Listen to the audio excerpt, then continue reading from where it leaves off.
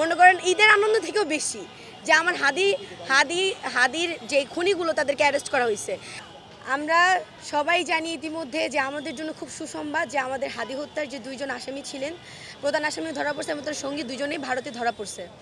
তো এখন গ্রেফতার করাটাই যে এটার মধ্যে সীমাবদ্ধ থাকবে এরকম কোনো কথা যেন আমরা না শুনি। আসামি গ্রেফতার করা হয়েছে এবং খুব তাড়াতাড়ি তাকে যেন দেশে এনে সর্বোচ্চ শাস্তি দেওয়া হয় জনসম্মুখে, যাতে এরপরে কোনো এমপি প্রার্থী বা কোনো মানে বাঘ রোধ করার জন্য কোনো নেতা বা যারাই হাদি হত্যার পিছনে ছিল যারা তারা যেন সাহস না পায়। তো আমি আমাদের মাননীয় প্রধানমন্ত্রীর কাছে আজকে প্রেস ব্রিফিংয়ে আসার আমার একটা রিজনই হচ্ছে, সেটা হচ্ছে আমরা ওনার কাছে একটা পায়ে ধরে অনুরোধ করতেছি, ভাই আমার ভাইয়ের খুন হয়েছে আজ অনেক দিন, হিসাব করতে করতে আমরা ক্লান্ত, 81 দিন আজকে অনেক দিন হয়ে গেছে। আপনি দয়া করে ওদেরকে গ্রেফতার করা হয়েছে, এই জন্য আপনাকে অত্যন্ত ধন্যবাদ। এখন ওদেরকে দেশে এনে জনসম্মুখে দৃষ্টান্তমূলক সর্বোচ্চ পরিমাণ শাস্তি দেওয়া হোক, যেন পরবর্তীতে কোনো এমপি প্রার্থীর উপরে মিউট করে দেন, এমপি প্রার্থীর উপরে আক্রমণ করার আগে সেটা যেই এমপি প্রার্থী হোক, পরবর্তীতে আমি আজ অব্দি আমার হাদি ভাইয়ের মতো কোনো এমপি প্রার্থীকে এভাবে কথা বলতে দেখি নেই। হাদি ভাইয়ের মতো কোনো এমপি প্রার্থী হবেও না।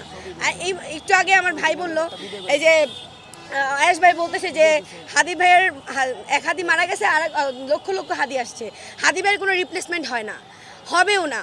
হাদি কখনোই কেউ হতে পারবে না। হাদি একজনই ছিল, একজনই থাকবে, একজনেই সারা জীবন হাদি হওয়ার চেষ্টা করতে পারবে অনেকে, কিন্তু হাদি হবে না কখনো কেউ। আমি আমাদের মাননীয় প্রধানমন্ত্রীর কাছে একটা কথাই বলবো, ওনার কাছে একটা রিকোয়েস্ট করবো, আমাদের অন্তর্বর্তীকালীন সরকার যেটা আমরা বসাইছিলাম তারা যে কাজটা করতে পারে নাই, আপনি খুব তাড়াতাড়ি সেই কাজটা করে দেখাইছেন, তাদেরকে গ্রেফতার করছেন। এমনকি আপনার যেন এই বিষয়টা যেন ইতিহাসের পাতায় লেখা থাকে যে বিএনপির আপনারা এটা হবে আপনাদের চরম মানে কি বলে ইতিহাসে একদম বড় একটা সুনামের কাতারে লেখা থাকবে যে কাজটা অন্তর্বর্তীকালীন সরকার করতে পারে নাই, সেই কাজটা তারেক রহমান আসার পরে, বিএনপি ক্ষমতায় আসার পরে অ্যারেস্ট করে তাদেরকে দৃষ্টান্তমূলক জনসম্মুখে শাস্তি দেওয়ার ব্যবস্থা করা হয়েছে।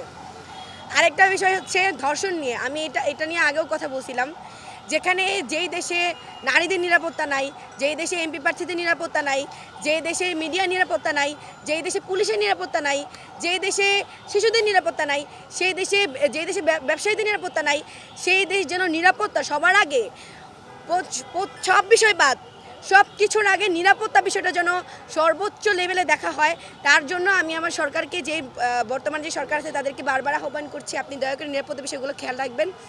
আর হাদি হত্যা আমরা এটা এই রমজান মাসে এই সুখবরটা মনে করেন ঈদের আনন্দ থেকেও বেশি যে আমার হাদির যে খুনিগুলো তাদেরকে অ্যারেস্ট করা হয়েছে। এমনকি তাদের এই খুনের পিছনে কে জড়িত ছিল এমন করা যাবে না যে হাদির খুনিদের নিয়ে এসে উঠ করে ফাঁসি দিয়ে ফেললো, একদম এরকম করা যাবে না।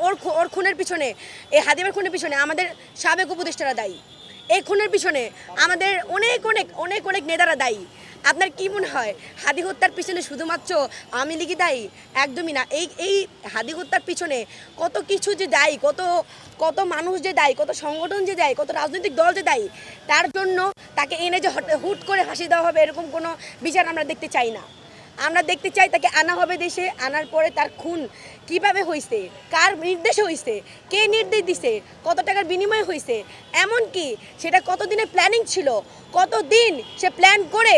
এই যে ফয়সাল একটা কথা বলছিল তার বান্ধবীকে, যে আমি যদি সেদিন হাদিকে না মরতাম, আমার পিছনে অনেকে ছিল, সেদিন হাদির মৃত্যু নিশ্চিত ছিল, আমি না মারলে অন্য কেউ মারত। তাহলে এই ফুল প্ল্যানিং করতে অবশ্যই 1 মাস 2 মাসের প্ল্যানিং ছিল না, এটা লং একটা প্ল্যানিংয়ের মাধ্যমে, এই পুরা একটা ষড়যন্ত্র করার মাধ্যমে ওনাকে মারা হয়েছে। যে আমরা সব জানতে চাই, আমাদের কাছে সব কিছুর অ্যান্সার দিতে হবে যে তার খুনের পিছনে কোন উপদেষ্টারা দায়ী ছিল, তার খুনের পিছনে কোন নেতারা দায়ী ছিল, তার খুনের পিছনে কোন সংগঠন দায়ী ছিল, তার খুনের পিছনে কোন রাজনৈতিক দল দায়ী ছিল। শুধুমাত্র আওয়ামী লীগের দায় দিয়ে এই খুনকে এড়ানো যাবে না। এই একটা কথাই আমি আমার বর্তমান সরকার যে তারেক রহমান স্যারকে বলতে চাই, যে উনি যেন এই বিষয়টা একদম কঠোরভাবে দেখে। যে আমি বলবো এটা আপনার এই বিএনপির সর্বোচ্চ সফলতা হবে এটা, যে আমাদের ভাইয়ের আমাদের ওনাদের ক্ষমতায় আসার 1 মাসও হয় নাই, অথচ সে আমাদের ভাইয়ের খুনিকে অ্যারেস্ট করে দৃষ্টান্তমূলক শাস্তি দিবে, এমনকি তার পিছনে কে কে ছিল সেটা বের করবে।